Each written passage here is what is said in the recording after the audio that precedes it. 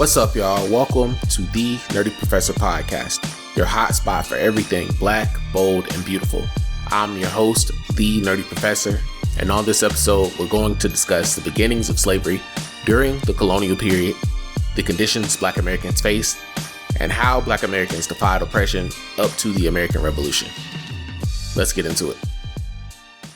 All right, I want y'all to imagine going to the Nerdy Professor game shop, aka GameStop, and picking up a brand new From Software game, turning it on for the first time, and consequently getting your ass kicked. I think going to colonial America had to be like playing a Dark Souls or Elden Ring on the hardest difficulty with no tutorial.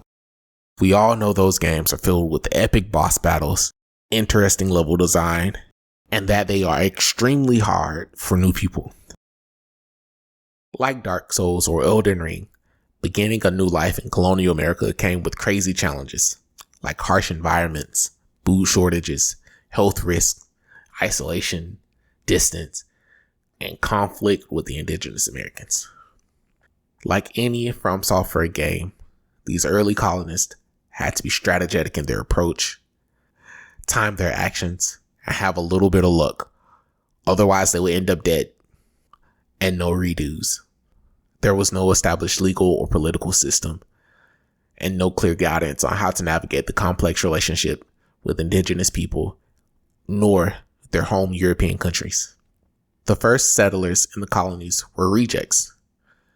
People looking to start over, people looking for money. They were separatists and Puritans, entrepreneurs, criminals, indentured servants, and African slaves, each of which had their own motivation to be in the American colonies, except for the African slaves who were forced to migrate. Whether it be economic opportunities, religious freedom, or escaping political or religious prosecution. Okay, with that scene set, and us knowing how difficult it was for early colonists, let's move on. Colonial America was a mixture of cultures, economies, and political structures established by European powers, including, as we know, England, France, Spain, the Netherlands, Portugal. In New England, the economy relied on fishing, shipbuilding, trade, and later manufacturing. The middle colonies earned the nickname breadbasket due to their agricultural output of wheat and corn alongside trade and manufacturing activities. Meanwhile, the southern colonies were dominated by plantation agriculture, specifically crops like tobacco, rice, and indigo, heavily relied on enslaved labor. The colonies were founded on principles of religious freedom, attracting diverse groups seeking tolerance, such as the Puritans in Massachusetts and Quakers in Pennsylvania. Native American cultures persisted alongside European traditions, influencing language, food, and customs. Society in colonial America was ordered, with wealthy landowners, merchants, and political elites at the top. Below were the artisans, craftsmen, and small farmers. Enslaved Africans and Native Americans occupied the lowest rungs, enduring harsh conditions and limited rights. Colonial governments developed varying degrees of autonomy from the European sponsors, with early forms of representative government emerging, such as the Virginia House of Burgess and New England town meetings, laying the groundwork for democratic ideas. Colonists interacted with Native American tribes through trade alliances and occasional conflicts over land and resources. Treaties and agreements were made and broken, leading to tensions and the displacement of the native population. Urban centers like Boston, Philadelphia, and Charleston grew as hubs of trade, commerce, and cultural exchange. Towns developed around agricultural and industrial centers serving as local economic and social hubs.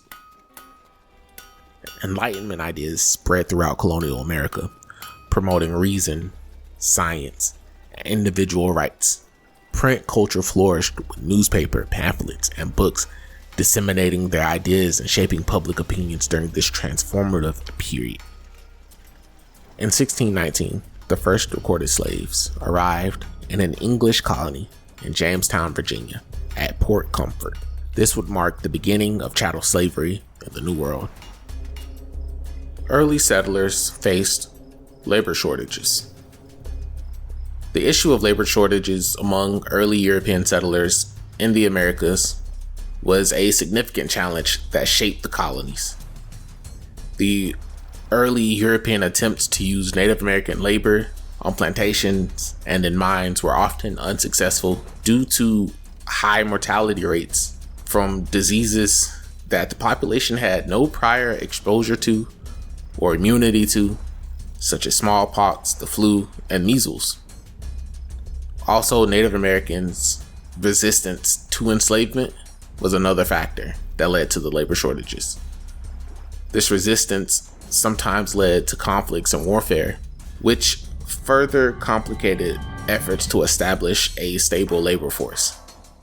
The early struggles with Native Americans led the early European settlers to turn to enslaved Africans. Now, enslaved Africans were perceived as a more reliable labor force because they were less susceptible to the diseases that decimated Native American populations.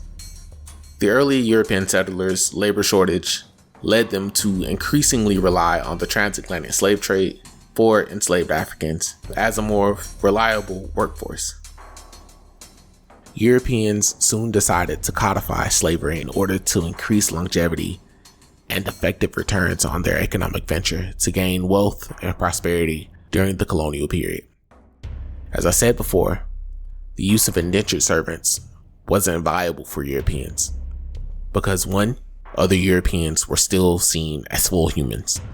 2, the settlers were in somewhat constant conflict with Native Americans, so that left the settlers to use enslaved Africans to increase longevity and effective returns. Enslaved Africans were seen as a cost-effective labor source for cultivating labor-intensive crops like sugar, tobacco, rice, and cotton. The profitability of plantations relied on maximizing labor efficiency through the use of enslaved Africans. Slavery in the New World began as a type of indentured servitude where European and some enslaved Africans were able to obtain freedom.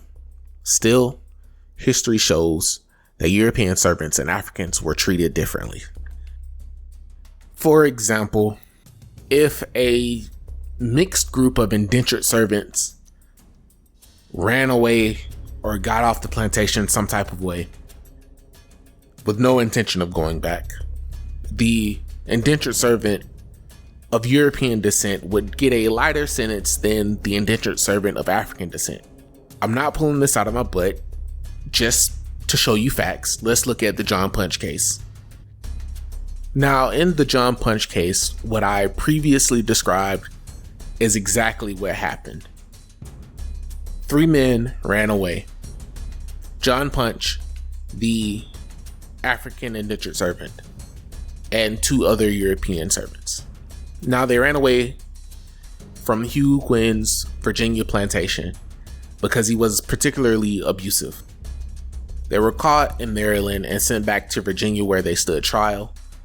This is where this case gets special because at the time, in the Chesapeake region, African indentured servants were known to get longer indentured servitude sentences, but this would be the first time it will be documented. Each man received 30 lashes and a longer sentence, but John Punch's was for his entire natural life. The other 2 indentured servants were sentenced to an extra 4 years. Planters began to create measures that would specifically create connections between race and a person's social status. Over the decades, slavery evolved and became increasingly institutionalized within the legal framework and centralized in specific regions during the early colonial period. During this transformative era, the terms Negro and enslaved became synonymous, regardless of whether the individual was a freedman or enslaved. European colonizers rationalized the enslavement of Africans through racial ideologies that portrayed Africans as inherently inferior and suited only for arduous labor. These racist doctrines were instrumental in legitimizing the exploitation and dehumanization of Africans within the chattel slavery systems. The combination of legal sanctioning and entrenched social attitudes reinforced the institution of slavery, perpetuating centuries of exploitation and suffering for African peoples in the Americas. The codification of slavery into law also brings us to the slave codes. The slave codes were created with the preemptive notion that Black people in the colonies were an economic investment. The slave codes were intentional in controlling the range of motion that Black Americans had in society, condoning harm on purpose and to keep them enslaved, as well as legally and socially keeping them as the lower class. One such slave code is the Partus Sequitur Ventrum. That's a big word for Elmo. Partus Sequitur Ventrum. This was a legal doctrine passed in Colonial Virginia in 1662. This law defined that a child will take the legal status of their mother, i.e., if your mom's a slave, you are a slave. This would have a profound effect on how Black women were treated during slavery. Other slave codes, like the Virginia Slave Code of 1705, stated that it is illegal for a Black person to own a white person. A Black person was not allowed to own a weapon, and penalized those who presided over Black and white marriages with fines. Other laws also banned Black people, free or enslaved, from testifying against white people in court. The various colonies implemented their own forms of slave codes, like banning drums, banning 3 or more Africans from gathering at a time. Black Americans were not allowed outside after dark, and other things that may seem crazy now, but all were true, and all of which restricted the social range that Black people had in the colonies, both free and enslaved. But, as always, some resisted. The narrative of slavery often emphasizes the suffering endured by enslaved Africans, but woven within this dark history are limitless narratives of resistance and rebellion. From acts of individual defiance to organizing uprising, the spirit of resistance burned bright even in these chapters of resistance. For example, the Quakers, or the Religious Society of Friends, were some of the first to speak out against slavery during the 1600s. They had begun to protest against slavery. Yes, Quakers, like the Quaker Oats guy on the front of the oatmeal. Yes, they were some of the first to resist slavery in the colonies, specifically in Philly.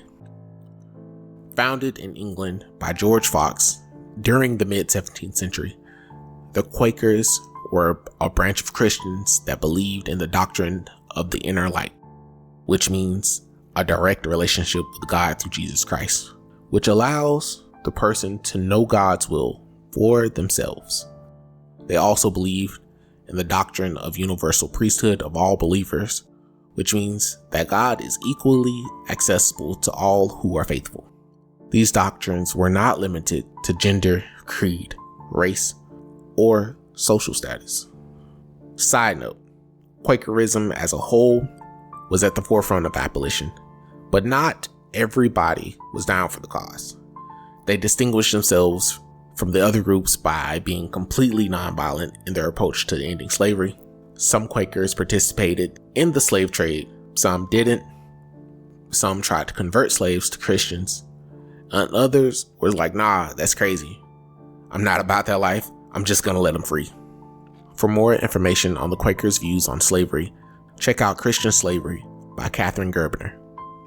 Nevertheless, the moment for freedom for slaves had an early start in the Quaker circle. Early abolitionism among Quakers in the colonies like Pennsylvania laid a foundation of moral opposition to slavery, challenging societal norms and advocating for the rights of enslaved individuals. However, alongside these organized movements, everyday acts of resistance became integral to the survival and dignity of Black communities across the colonies. Enslaved Africans faced unimaginable cruelty and oppression, but they also found ingenious ways to resist their bondage and assert their humanity. Like the first time you fought that bastard on the horse, the tree sentinel in Elden Ring, he straight up owned me the first time. But I persisted. One form of resistance was through cultural preservation, defiance, and unintentionally, cultural transfer. Enslaved Africans maintained their traditions, languages, and spirituality as acts of defiance against their oppressors. Through music, dance, and storytelling, they found solace, strength, and unity in the face of dehumanization. Cultural transfer between the European societies and the African societies came through the form of religion. During the Great Awakening, which called for spiritual equality, Europeans thought to force Christian conversion onto slaves, but then it would make them feel guilty about enslaving Christians. And on top of that, conversion was one step closer to emancipation. And clearly, they couldn't have that. For example, Hugh Bryan, one of my favorite stories that my teacher ever told. He was a big-time slave owner in South Carolina, and he was evangelicalized by the Great Awakening. He hears God and decides, I'm going to convert all my slaves and lead them to freedom like Moses. So he heads south and eventually comes upon the Savannah River. And in order to keep going south, you have to go past the Savannah River. So this man decides that he's going to part the river like Moses. Needless to say, it didn't go that way. And he ends up almost drowning and basically getting laughed out of South Carolina. But that instance, that moment, put white people on alert. They started thinking that more people might try this, and that would pose a problem to their society. That would pose a problem to their status quo. Because this guy, Brian, was one of them. Here it is, this white dude that tried to convert all of his slaves and free them. Although it wasn't in the best way, but they had a turncoat, they had a traitor. So on the other side of this cultural transfer, we see white people also getting some of the African culture. Music was not only a means of expressing sorrow and pain, but also a tool for survival and resistance. Through spirituals, work songs, and field hollers, enslaved Africans communicated messages of hope, defiance, and solidarity. We generally think about music when it comes to cultural transfer. Rich people sometimes hired slave musicians to play European music, which they would inevitably remix and put their own spin on, as they interpreted these English ballads and other forms of music. There's also the fact that Black people were doing all the work. So what happens is we end up seeing African and African American decorating techniques on buildings, in buildings, because they are the ones doing all the work. They are asserting their humanity on the things around them because they have no other choice. We also see a cultural transfer in terms of languages. We see African tones and accents in everyday speech, specifically in the South, high concentration of slave labor. This is because rich white people had slaves to take care of their children. So well-to-do rich white people grew up with the Black parental figures. So y'all may know this comedian named DC Benny. And in one of his sets, he's talking about how there's a bunch of Jamaican people in New York. So he starts talking about in the set that there's a bunch of Jamaican women raising white children. So he comes up with this story, talking about how this white lady, how the white mom is going to be like, Johnny, I'm going to get your father. And the child says, me no scared of that white boy. I always think that's funny, but that type of cultural exchange is prevalent in the colonial South. Enslaved Africans also used everyday forms of resistance, such as feigning illness, slowing down their work pace, or breaking tools. Some also resorted to more direct action against their enslavers, including arson, poison, or organized rebellions. So first, we're going to talk about the Stonewall Rebellion. The Stonewall Rebellion happened in South Carolina and was one of the largest slave uprisings in colonial America. First, a little pretext on the Stonewall Rebellion. The white settlers in the southern colonies were concerned with their ops, the Spanish. The Spanish sent out a proclamation that said any slaves that came to the Spanish-controlled Florida will be considered free. This proclamation alarmed some of the slave owners because some slaves had already escaped to Florida, and the slave masters couldn't have their investments running away now, could they? Slave owners were also terrified of a rebellion because the enslaved population clearly outnumbered the white settlers. Between enslaved people still being brought to the colonies and black people being born in the New World, the white folks didn't know what to do. The southern colonies clearly wanted the slave labor to grow their cash crops like tobacco and rice. Slave owners did whatever they could to keep the enslaved Africans in check, like slave patrols and promoting obedience to Christianity, but violence and whippings were the most effective.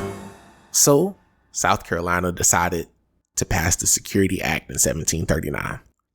Now, the Security Act of 1739 stated that planters had to go to church armed in case of a slave revolt. Now, on Sundays, the enslaved Africans were free from their work and free from white people because they were at church.